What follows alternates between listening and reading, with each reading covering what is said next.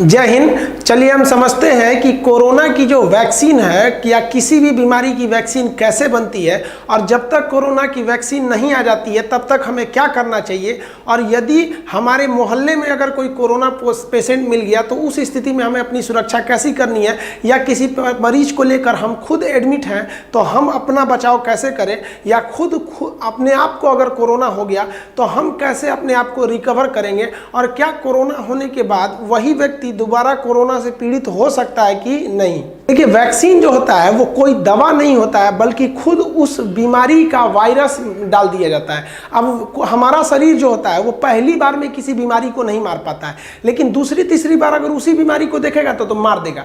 इसलिए वैज्ञानिक क्या करते हैं कि कमजोर वायरस को हमारे शरीर में डाल देते हैं ताकि हमारा शरीर उस वायरस को देख सके, और वो वायरस को वैज्ञानिक इतना कमजोर कर देते हैं कि वायरस 3-4 दिन में मर जाता है। फिर उसी वायरस को दिया जाता है कि फिर हमारी बॉडी देख सके। एक्चुअली कोरोना क्या है, कोरोना हमारे शरीर में 15 से 20 दिन रह रहा है, इतने में ही जान ले रहा है, जब तक हमारा बॉडी समझे कि पूरी तरह से जान ले रहा है। अब ये जो वैक्सीन होती है ये भी दो तरह से होती है। एक होती है आपकी वैक्सीन जिसमें हम एकदम जिंदा की वायरस को डालते हैं, उसे हम कहते हैं एटेनुएटेड वैक्सीन। अब ये एटेनुएटेड वैक्सीन में हम जीवित वायरस को डालते हैं, ये ज़्यादा कारगर साबित होता है। जबकि एक होता है इनएक्टिवेटेड वैक्सीन, इसमें हम लोग जो होते हैं मरे हुए वायरस को डालते हैं। देखिए, पहचान तो सिंपल होती है, मतलब पहचान तो एक ही जैसे होती है, चाहे वो जिंदा है या मरा है। तो इसमें क्या होता है, इनएक्टिव वाले में ये उतना अच्छा नहीं माना जाता है, लेकिन इसको हम लोग इसके बराबरी कर सकते हैं। कैसे? अगर हम इनएक्टिव वैक्सीन बना लिए और इस वैक्सीन को किसी व्यक्ति में बार बार शरीर में डालेंगे तो वो उस मृत वायरस को भी हमारा शरीर बहुत जल्दी पहचान लेगा, और कभी गलती से कोई जिंदा वायरस आ गया तो उसको मार देगा। इसका सबसे बड़ा एग्जाम्पल पोलियो होता है। इसलिए आप देखेंगे जो बच्चा पोलियो पी लिया ना, उसको भी 4 बार पोलियो पिलाएगा। सर पियो ना, पियो, एकदम पोलियो बहुत ज़्यादा पिलाया जाता है। तो पोलियो एक तरह का इनएक्टिव वैक्सीन होता है। आप कुछ लोग पोलियो भी नहीं पिलाते हैं, कहते हैं कि 2 बूंद पीने से 2 को बच्चा होगा। अजब हाल है भाई। ऐसे लोग जरा सोचिए कि जो इतना छोटा बच्चा है, आप ये नहीं सोच रहे हैं कि ये बड़ा होकर कितना पढ़ेगा, क्या बनेगा, बल्कि आप ये सोच रहे हैं कि ये बड़ा होकर कितना बच्चा पैदा करेगा।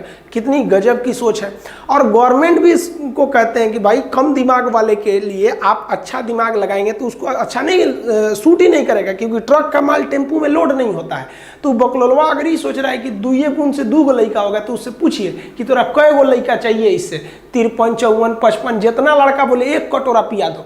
रीजन इसलिए नहीं कि इसको पोलियो हो जाएगा, अगर इसको हुआ तो हमारे देश में भी पोलियो वायरस जिंदा बचेगा। तो गवर्नमेंट भारत पोलियो मुक्त हो चुका है, लेकिन ऐसे कम बुद्धि वाले लोग पाकिस्तान, अफगानिस्तान, नाइजीरिया में हैं, और वो लोग इनको बच्चा पैदा करने की क्षमता के चक्कर में इन्हें पोलियो का मरीज बना देते हैं। देखिए, किसी भी वैक्सीन को बनने में 6 स्टेप होते हैं। सबसे पहले वायरस पर रिसर्च किया जाता है, उसका डीएनए या आरएनए के स्ट्रक्चर को लिया जाता है, उस आधार पर हम लोग वैक्सीन को बनाते हैं। उस वैक्सीन को सेकंड में ले जाते हैं pre clinical trial. Pre clinical trial में हम लोग जानवरों पर देते हैं, जैसे चूहा हो गया, बंदर हो गया। अगर इस पर सक्सेस हो गया तब वो आता है क्लिनिकल ट्रायल में। यही सबसे मेन पड़ाव होता है क्लिनिकल ट्रायल। अब ये क्लिनिकल ट्रायल के भी 3 फेज होते हैं। फर्स्ट फेज में हम बहुत कम लोगों पर देते हैं, 40 से 50 लोगों को हम लोग देते हैं फर्स्ट फेज में। अभी जो भारत बना रहा है, भारत बायोटेक एक दवा बना रही है, वैक्सीन बना रही है, कोवैक्सीन नाम है उसका। उसको कहा जा रहा है कि 15 अगस्त तक आ जाएगा। देखिए, ये 15 अगस्त तक क्यों इसको इतना जल्दी कहा जा रहा है कि आ जाएगा, आएगा कि नहीं आएगा ये अलग बात है, लेकिन इतना क्यों कहा जा रहा है? क्योंकि ये इनएक्टिव वायरस पर बनाया गया है। बाकी सारे जो वैक्सीन बनाए जा रहे हैं वो एटेनुएटेड वायरस पर, यानी जिंदा वायरस पे दिया जा रहा है, इसलिए उनमें ज्यादा सावधानी बरतना है। और भारत जो दे रहा है वो तो मरा हुआ वायरस दे रहा है, उसमें सावधानी क्या बरतना है? 10 बार उसी को घोंप दो हर हफ्ता गैप कर करके, देखो उसके बाद उसको कोरोना वाले एरिया में छोड़ के कि उसको हो रहा है कि नहीं हो रहा है। इसलिए जेन्युइन है, ये हकीकत भी है कि जो अनएक्टिव वैक्सीन होते हैं ना, जो मरे हुए, वो थोड़ा जल्दी बन जाते हैं, लेकिन हमको लगता है कि 15 अगस्त को ज़्यादा ही जल्दी बोल दिया गया है। तो ये हम लोग का जो वैक्सीन बनाया जा रहा है वो अभी क्लिनिकल ट्रायल के ये वाले तीसरे स्टेज के क्लिनिकल ट्रायल के फर्स्ट फेज में है, जिसमें 40 से 50 लोगों को देखा जाएगा, फिर एब्जॉर्ब किया जाएगा। जबकि इसका सेकेंड फेज जो होता है उसमें 600 से 800, 700 लोगों को दिया जाता है, ताकि अगर ये सक्सेस हो गया तो और लोगों पर देखा जाए। ऐसा भी तो हो सकता था ये लोग खुद ही मजबूत हो, इम्यून सिस्टम अच्छा हो, तो इसको दिया जाता है। इसमें अभी सेकेंड नंबर पे चल रही है इनोवियो कंपनी की एक दवा है, वैक्सीन है, जिसका नाम है INV 4800। ये सेकेंड फेज पर पहुंची हुई है। अब जो सबसे मेन होता है वो होता है आपका थर्ड फेज। थर्ड फेज पे बहुत ज़्यादा लोगों को दिया जाता है, 5,000 से 10,000 लोगों को दिया जाता है। इसमें अभी 3 दवाइयां रेस में है, जिसमें चाइना की दवा सबसे आगे है, साइनोफार्म। ये साइनोफार्म जो दवा है ये सबसे आगे चल रही है। उसके बाद ऑक्सफोर्ड यूनिवर्सिटी का है CHADOX1, इस दवा का कोड है, ऑक्सफोर्ड यूनिवर्सिटी बना रही है, सेकंड नंबर चल रही है। जबकि अमेरिका की मॉडर्ना कंपनी जो है वो थर्ड नंबर पे चल रही है। अगर इसमें से कोई भी सक्सेस हो गया इस जुलाई में, तो आप ये समझिए कि अगस्त में, अब जैसे मान लीजिए ये क्लिनिकल ट्रायल तो हो गया इसका, अगर सक्सेस हो गया तो इसे गवर्नमेंट अप्रूवल दे देगी, फिर WHO अप्रूवल दे देगा, तो उसका मैन्युफैक्चरिंग चालू हो जाएगा। और मैन्युफैक्चरिंग चालू हो जाएगा तो भाई हम लोग के पास आ जाएगा। तो अगर इनका ये क्लिनिकल ट्रायल का थर्ड फेज सक्सेस हो जाता है तो मान के चलिए कि अगस्त तक आ जाएगा। लेकिन यहीं पर सबसे ज़्यादा दवाइयाँ फेल हो जाती हैं। अब इसके बाद जब मैन्युफैक्चरिंग होने लगता है तो गवर्नमेंट जो है वो कई एजेंसी के माध्यम से उस दवाइयों के क्वालिटी पर कंट्रोल रखती है। अब पता चला आप टैबलेट खा रहे हैं, वो जो टैबलेट दवा का नहीं सतुआ का बना हुआ है, तब क्या कीजिएगा, आप तो खा रहे हैं टैबलेट, अच्छा से इलाज ही नहीं करेगा, तो वो क्वालिटी कंट्रोल होता है। ये बहुत बड़ा चीज़ नहीं है। तो आप समझ गए कि अभी सिनोफार्म सबसे आगे चल रहा है, इसे चाइना बना रहा है। जब तक वैक्सीन नहीं आ गया है तब तक आप सभी लोग को मास्क तो एकदम कंपलसरी लगाना है, खास करके उन्होंने जिनमें थोड़ा बहुत सिम्टम्स लक्षण दिख रहे हैं, मास्क हर हाल में लगाना है। N95 मास्क नहीं है तो आप क्या लगा सकते हैं, सर्जिकल मास्क। लेकिन याद रखिएगा ये ज़्यादा देर के लिए नहीं होता है, इसे सिंगल यूज मास्क भी बोला जाता है। ऐसे अमूमन तो इसका वैलिडिटी 8 घंटा माना जाता है, लेकिन आप इसे एक दिन यूज कर सकते हैं। ये सस्ता मिलता है और ये थोड़े से महंगे मिलते हैं। इसमें एक फिल्टर लगा होता है जो हवा को बाहर आने देता है, और अंदर जाते समय ये वाल टाइप का होता है, बंद हो जाता है। और जो बंद होने वाला फाटक टाइप का होता है छोटा सा, वो क्या करता है, उसी पर एक तो फिल्टर लगा रहता है, वो एक सैनिटाइजर का काम करता है और हवा में उपस्थित सारे कणों को मार देता है। N95 जो मास्क होता है वो जनरली 1 mm वाला ही लेना चाहिए। N95 आप कहिएगा तो कई mm के देंगे सब। अब जैसे देखिए यहाँ पर ये वाला जो मास्क है ये N95, इस पर आपको एक ठो ये फिल्टर टाइप का लगा होगा। अब यहाँ से अगर हम सांस छोड़ते हैं तो ये निकलने देगा, और उधर से आते वक्त ये क्या करता है, फिल्टर कर देता है। 1 mm का मतलब क्या होता है कि 1 mm के धूल से छोटे को ये आने दे सकता है, लेकिन 1 mm से बड़े को ये आने नहीं देगा। हालांकि ये भी सही है। बाकी आप सब समझते हैं कि 1 से 2 मीटर यानी 3 फीट की दूरी बना के रखना है, हाथ हमेशा अच्छा से धुल रहा है, सैनिटाइजर का प्रयोग करते रहना है। अगर आपके आस पड़ोस में अगर कोई कोरोना का मरीज मिल गया है, या फिर जो आपको रिस्क है कि हमारे अगल बगल में भीड़ भाड़ ज़्यादा है, तो आप ब्लीचिंग पाउडर, चूना की तरह होता है, ब्लीचिंग पाउडर आप मार्केट से खरीद के लाएंगे, अपने अगल बगल में उसे छिड़क दीजिएगा। वो भी एक तरह से एंटीवायरल, एंटीबैक्टीरियल का भी काम करता है।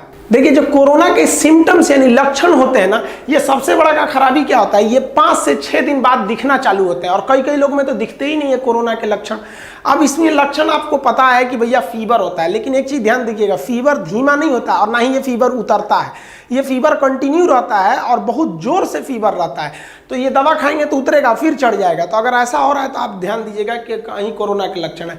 गले में खसखसाहट होने लगती है, खांसी आएगी, छींक आएगा, बलगम नहीं निकलेगा, सूखी खांसी होगा, खांसेंगे आप लेकिन कुछ निकलेगा नहीं। उसके बाद से आपको क्या होगा, आपका जो टेस्ट है और जो सुगंध लेने की क्षमता है ये खत्म होने लगेगी, क्योंकि जीभ पर वह वायरस का प्रभाव आ जाता है। और जब सांस लेने की तकलीफ होने लगे तो ये सबसे बड़ा लक्षण है। अब आप समझिए कि अब आप सीरियस कंडीशन की ओर जा रहे हैं। लेकिन अभी क्या है कि लोग इतने डर गए हैं कि उन्हें अगर बुखार और खांसी, बुखार तो नहीं, अगर खांसी हुआ तो तुरंत डर जा रहे हैं। तो देखिए अगर आपको खांसी हो रहा है और बुखार हो रहा है तो आप ये देखिए कि आप कहीं बाहर से ट्रेवल करके तो नहीं आए हैं, आपके मोहल्ले में कोई कोरोना मरीज तो नहीं है, या आप किसी कोरोना मरीज के कांटेक्ट में तो नहीं आए हैं। अगर ऐसा है तो समझिए कि भाई आपको इस हो सकते हैं। जैसे अभी हम पटना से आ रहे हैं, वहाँ हम अनाथ आश्रम को शिफ्ट कर दिए लगभग 150 किलोमीटर दूर, क्योंकि पटना की स्थिति अभी ठीक नहीं है, काफ़ी तेजी से बढ़ रहा है पटना में। तो अगर अब हमको होता है, अगर खांसी हो जाता है, बुखार हो जाता है, तो हमको रहना चाहिए कि भाई हम एकदम कंटामिनेटेड जोन से आ रहे हैं। और एक चीज़ और ध्यान दीजिएगा कि अगर कोई मरीज है कोरोना का,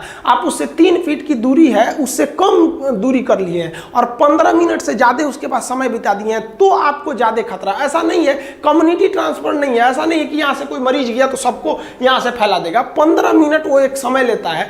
और जो सीरियस कंडीशन आती है, मान लीजिए आप संक्रमित हो गए तो 5 से 6 दिन बाद लक्षण दिखेंगे, और 9 से 11 दिन बाद आपका सांस लेने में तकलीफ होना शुरू हो जाएगा। अब ये कंडीशन बहुत खतरनाक हो जाती है। इसमें क्या होता है, हॉस्पिटल में सिम्टोमेटिक ट्रीटमेंट किया जाता है। सिम्टोमेटिक ट्रीटमेंट को हम सपोर्टिव केयर या सपोर्टिव थेरेपी कहते हैं। इसमें क्या किया जाता है, किसी भी मरीज का कोई इलाज नहीं किया जाता है, उसमें जो सिम्टम्स यानी जो लक्षण उभ रहे हैं उन लक्षणों का इलाज किया जाता है। जैसे बुखार आ गया, दवा देगा, बुखार शांत हो जाएगा।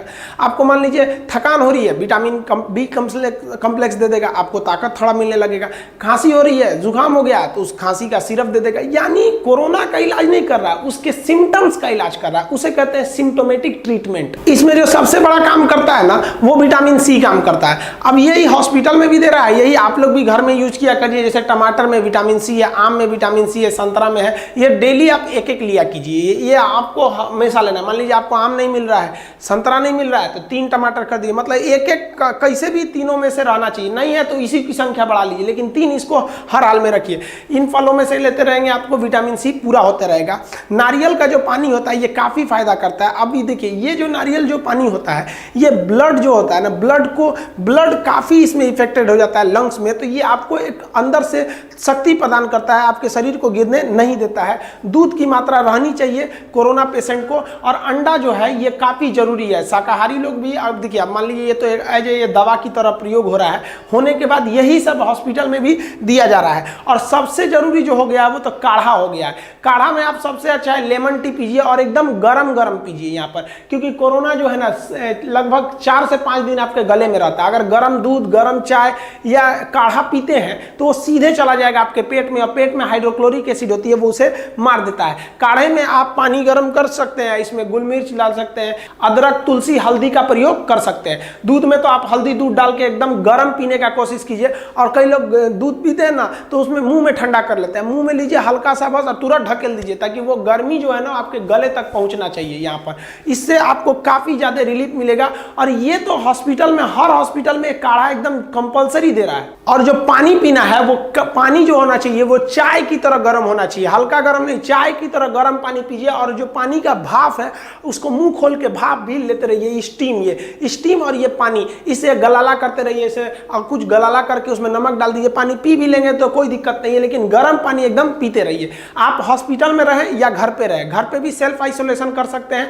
गवर्नमेंट ने भी गाइडलाइन जारी कर दिया है, सेल्फ आइसोलेशन में आपको किसी दूसरे से मिलना नहीं है, बाकी घर वालों को थोड़ा सा ज्यादा सावधानी बरतना है। और इस बीच आपको क्या करना है, जो लोग ठीक हुए हैं उन लोग को डॉक्टर्स थोड़ा ना मानसिक रूप से भी ठीक करना है। जैसे उनको हमेशा अपना बुखार नापते रहना है कि बुखार कितना है, उसको लिखते रहना है, अपने डॉक्टर को बताते रहना है कि ये इतना इतना है। आपको ना, जो आप ठीक होंगे या नहीं ठीक होंगे, ये डिपेंड करता है कोरोना होने के 8वें दिन से 15वें दिन तक, क्योंकि 6वें 7वें दिन तो लक्षण ही आते हैं, और 8वें दिन से आपको बदन में कपकपी चालू हो जाती है।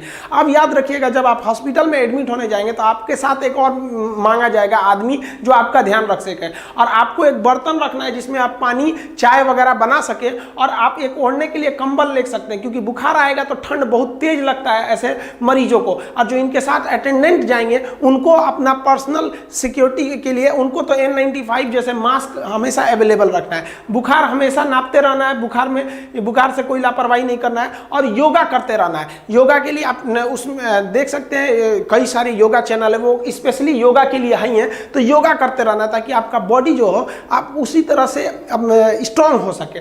और आपको अपने बॉडी के जो ऑक्सीजन लेवल है उसको भी नापते रहना है। ये दोनों रिपोर्ट आपको डॉक्टर को बताते रहना है, ताकि अगर ऑक्सीजन की कमी आएगी तो आपको ऑक्सीजन अलग से दिया जाएगा। और इस बीच आप अपने आप को इंटरटेन करते रहें। आप मोबाइल देख सकते हैं, आप वीडियो कॉल कर सकते हैं, अपने दोस्तों से बात कीजिए, अपना शेयर कीजिए अपना अनुभव को, ताकि उन लोग का भी हिम्मत बढ़े। और इसी सारी चीज़ों से 80% लोग ठीक हो जाते हैं।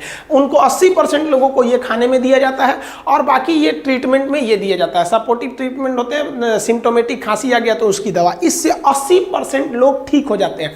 लेकिन अभी क्या हो गया, किसी को कहिए ना, अभी लोग का डर से सीना में दर्द होने लग रहा है। अब वो चौंक जा रहा है कि भाई अरे बाप रे बाप, इसको कोरोना तो नहीं हो गया। तो डरना नहीं है, डर गए तो फिर आपका इम्यून तो अपने कमजोर हो जाएगा।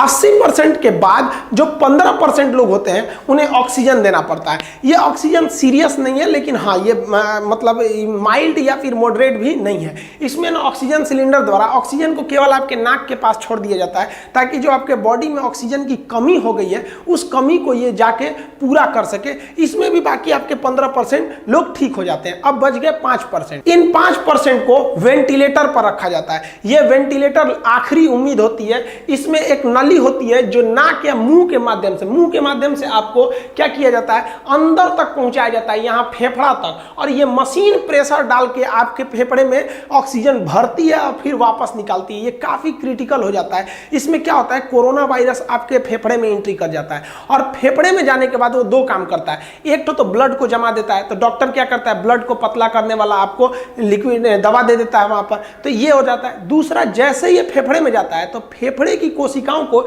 ये मारना चालू करता है। अब फेफड़े की जो कोशिकाएं होती हैं उसमें ज्यादातर सिलिया फ्लैजिला टाइप के होते हैं, ऐसा सिलिया टाइप का, ताकि वो ऑक्सीजन को बाहर फेंक सके, CO2 को बाहर फेंक सके। ये क्या करता है, उन कोशिकाओं को पकड़ लेता है। तो हमारा जो इम्यून सिस्टम है आके इस कोरोना को मारने लगता है। जैसे इस कोरोना को मारता है तो इस कोरोना के जो क्षतिग्रस्त अंग है वो बाकी ब्लड के टुकड़ों पे पड़ते हैं, फेफड़े के टुकड़ों पे पड़ते हैं। तो जो बाकी के हमारे सैनिक है, इम्यून सिस्टम है, वो ये भूल जाते हैं कि ये कोरोना मरा हुआ है या इसके टुकड़ा है जो हमारे स्वस्थ कोशिकाओं पे गिरे हैं, वो उन स्वस्थ कोशिकाओं को ही मार देता है। और जब ये धीरे धीरे फेफड़ा तक पहुंच जाता है तो पूरे फेफड़े में ये भर जाता है और पूरा फेफड़ा छोटा होने लगता है। इसलिए क्या होता है कि आप सांस लेते हैं ज्यादा लेकिन जा नहीं पाता है, पूरा भर जाता है, यहाँ कोशिकाएं, मरी हुई कोशिकाएं हो जाती हैं और कोरोना पूरा भर जाता है। और धीरे धीरे ये लड़ाई इतनी बड़ी हो जाती है कि हमारा शरीर जो है हमारे खुद के फेफड़ा को दुश्मन समझ जाता है और पूरा शरीर मिलके हमारे ही फेफड़ा को मारने लगता है। और धीरे धीरे ये सांस हम नहीं ले पाते हैं और वेंटिलेटर पे जाने वाले 5% लोग में से 1% ही वापस आते हैं।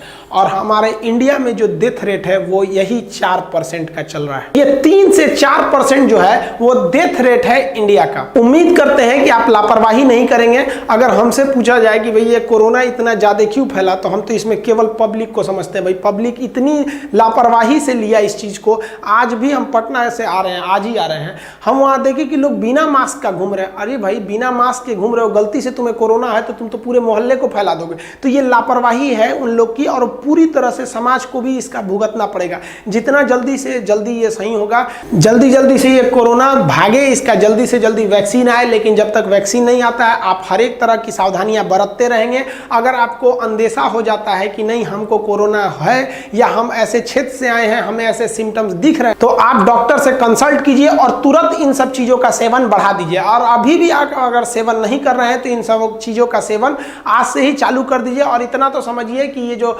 गर्म पानी और गर्म काढ़ा है इसमें कुछ नहीं जाता है, आपको एक तरह का फ्री इलाज है। और अभी हॉस्पिटल में सबसे ज्यादा यही हो ही रहा है, गर्म पानी, गर्म काढ़ा, दूध, अंडा, विटामिन सी, यही अभी वर्तमान में दवा है। बाकी वैक्सीन को रिलेटेड क्या अपडेट आएगी उसको बताएंगे नेक्स्ट वीडियो में। तब तक के लिए जय हिंद।